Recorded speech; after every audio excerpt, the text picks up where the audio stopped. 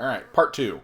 So those items are currently on loan to us from Mitchell. So long as he is playing with us, we can use those items. However, if he is not playing with us, then we have to remove them, unless we are told otherwise by people that we're playing with. So if we go into a game and, as an example, he's not with us, those items wouldn't be there. One of the things that we might do prior to the game is ask anybody else that's playing if they have any items that we could borrow to use. While the Scepter of Might is certainly a good item, there are better. Like if we go over here to Relic Plus, like Averon's Death Cleaver, that's way better. But for the Paladin, Ava's +5 Holy Avenger is the best option. It automatically kills an evil outsider if you roll a 20. Grace is an ability that you can trigger 2 times per game, and you get 15 additional points of Lay on Hands, which for a level 5 Paladin would make their Lay on Hands worth 30, which is a lot. If we add it, we can come over here to the in-game checklist.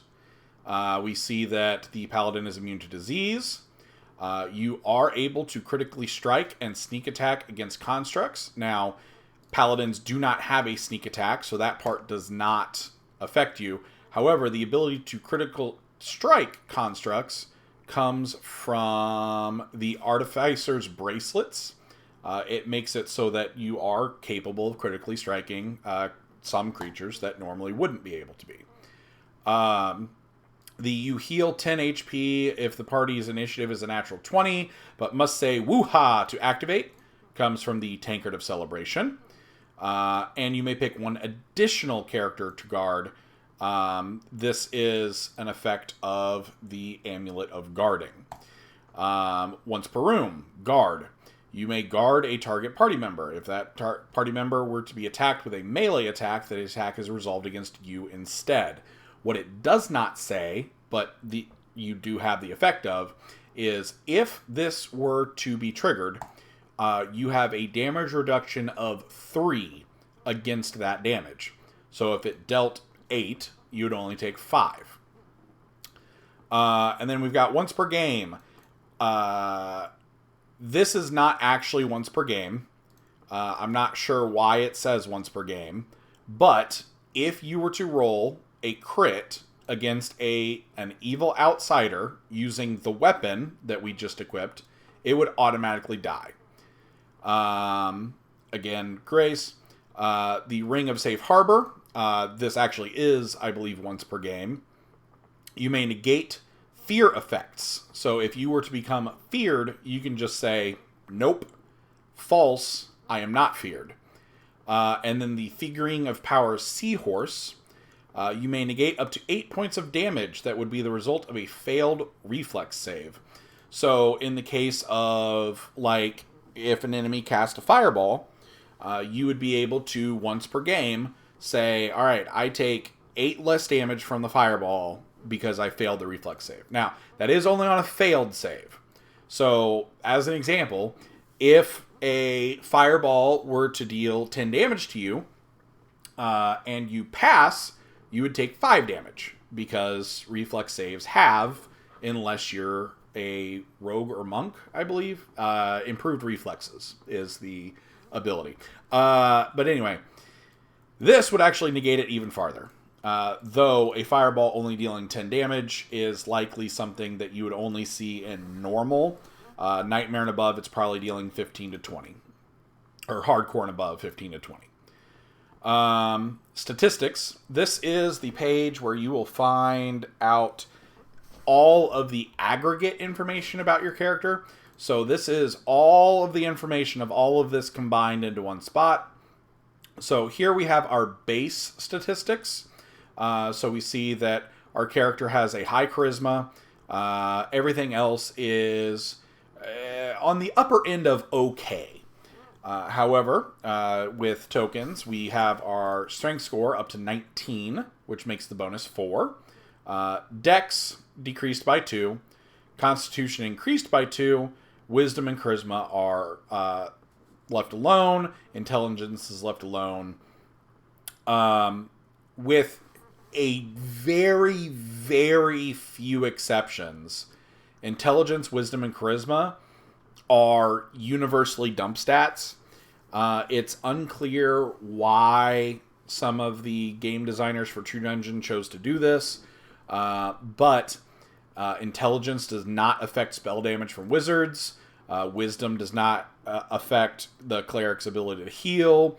Charisma does not affect the bard's ability to charm. It's unfortunate, but it is the way it is. However, wisdom does impact your will save. Intelligence, if you're playing a character that uses a staff of ice, fire, lightning, whatever, it will use your intelligence bonus rather than your strength or dexterity bonus for your chance to hit. So that's a little bit different there. Strength, every point of bonus strength you have increases your melee to hit and your melee damage. Every point of dexterity increases your ranged to hit, but not your ranged damage. There are some items that allow you to add your strength bonus to damage. However, the bows, stuff like that, sling, those do not. Thrown items, such as Thor's hammer or a Gibgub's acorn, would get a strength bonus to damage, but the to hit bonus is still based on dexterity. Dexterity bonus also increases your armor class. Unlike in normal Dungeons & Dragons, your armor type does not impact your maximum dexterity bonus. So as a paladin, you could be wearing full plate and have a dex bonus of 10 and benefit from both. But in order to get your bonus that high, you'd be sacrificing a lot of other stuff. So, is what it is. Constitution. Every point of Constitution increases your Fortitude save by 1. And every Constitution bonus increases your hit point total by whatever level you are. So, with a Constitution bonus of 1 and you being level 5, that means you have 5 additional hit points over what you normally would for your character. Here we can see that you have 48 hit points. You have no regeneration per room. You deal no bonus damage to any types of spells. Your saves, your fortitude is high. Your reflex is good. Your will is also high. You do not deal any retribution damage. Retribution damage is what you get when, like if a creature hit you in melee, you would then deal damage to them simply by existing. We have some damage reduction. You have 0 damage reduction in melee, unless it's from the whole guarding thing. You have 4 damage reduction from ranged, 4 damage reduction from spells, and you take an additional point less damage from shock. So we'll talk about that here in a minute. Bonuses. You can be surprised. You do not have free movement. You are not immune to possession. You do not have psychic powers. Obviously, not having psychic powers, your psychic level is 0, and your initiative bonus is 0. Treasure enhancements. Because we have the Bead of Bounty, the Charm of Avarice, the Ironstone Platinum, Gold, and Silver Nuggets, our treasure minimum is 24. So if you were to play alone, if no one else had a Charm of Avarice, you would get 22 treasures. If there were, I think it's 4 to 9. I think if it's either 4 to 9 or 5 to 9 players had a Charm of Avarice, you'd get 23. And if all 10 people have a Charm of Avarice, you would get 24 treasures. You get 1 additional treasure when you hit level 6 in the TD forums, bringing the totals to 23 to 25. So, let's go to Virtual True Dungeon as the Paladin. So, we are currently in a generic dungeon. This is how we know that we have not entered room codes. So, room codes, you go to the gear, your DM will provide you an adventure passcode, you put that in, and then it will give you a roller code, you put that in here. Party bonuses we will discuss before every game. They are likely to be different every game.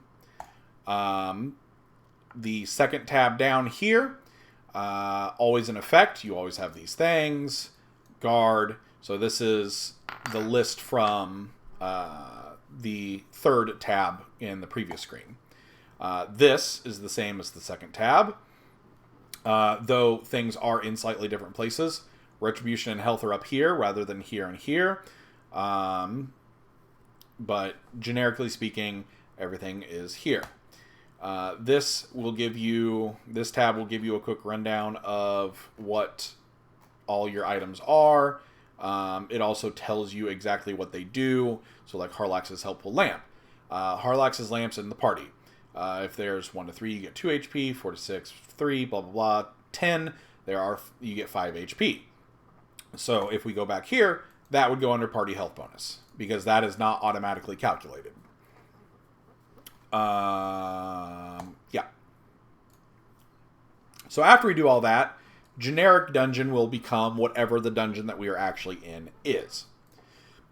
Prior to entering a room, however, you can test your roller, make sure that everything adds up.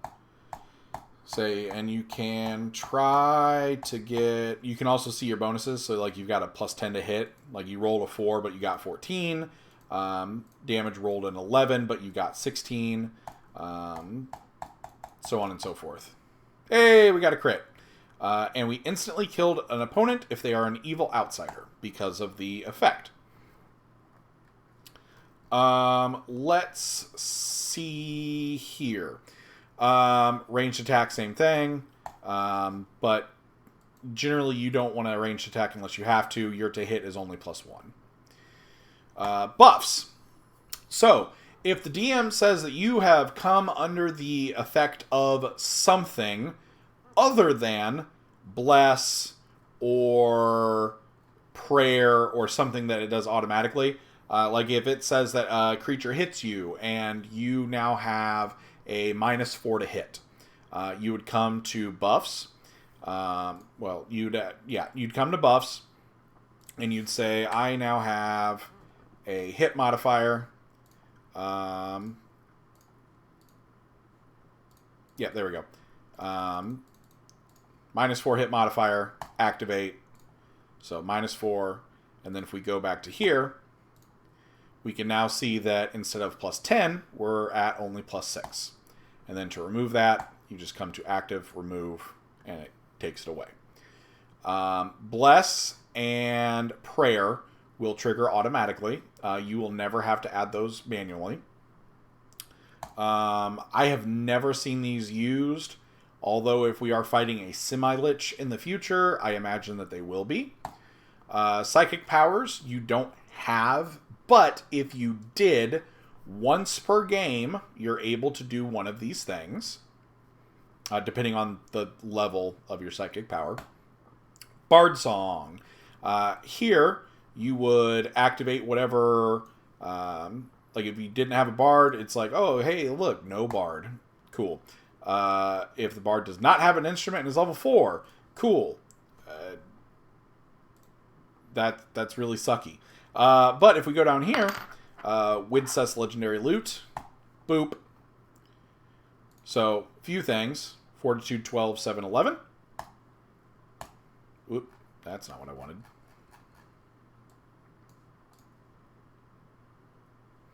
So, 13, 8, 12. Songbird increases your saves by 1.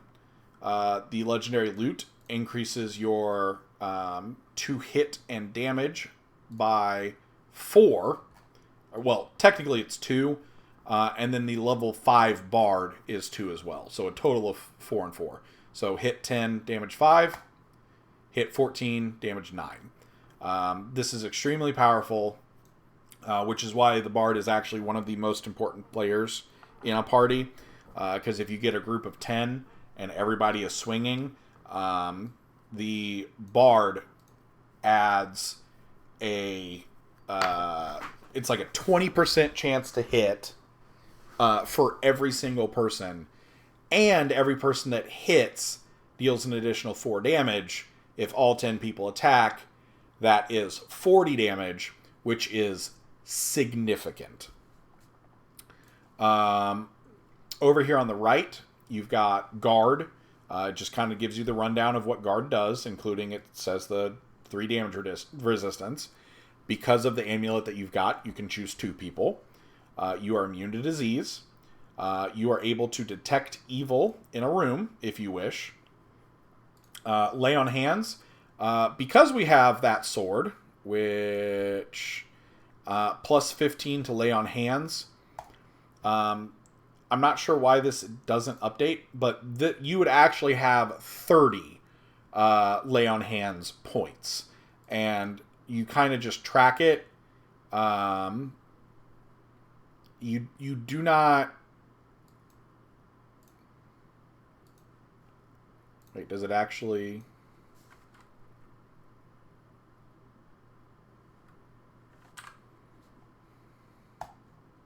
Oh, it does actually track it. Cool.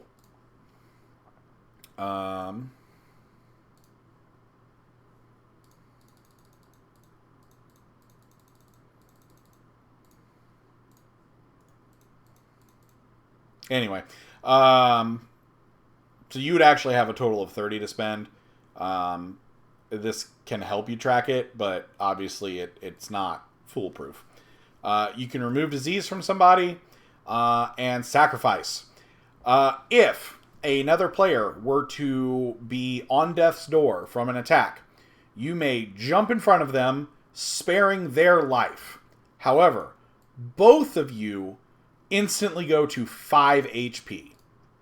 Now, that can be interesting, because both of you could be at 1 HP, and you do this, and now you're both at 5. Congratulations, you saved their life, and you healed both of you 4. That'd be a very niche thing to happen, but it can happen. Take damage. So, this is where things can get important. So, if we say that you are taking ranged damage, and that ranged damage is shock based, and you take 5, we see that our current hit points are 48. They're still 48 because you have 4 damage reduction from ranged and 1 of shock. So if the DM tells you that you are taking melee damage that is cold, you take 5 damage. If the DM tells you that you are taking 5 spell fire damage, so like the fireball yesterday, and it's 10 damage, you didn't take 10 damage because you have 4 spell DR. So when you're taking damage, it is important to know what kind of damage you're taking. Yeah, so there you go. And then healing, you just, how much you're healing, hit heal, it heals. I do not think, yeah, it won't let you overheal. So yeah, that's that. If you have any questions, let me know.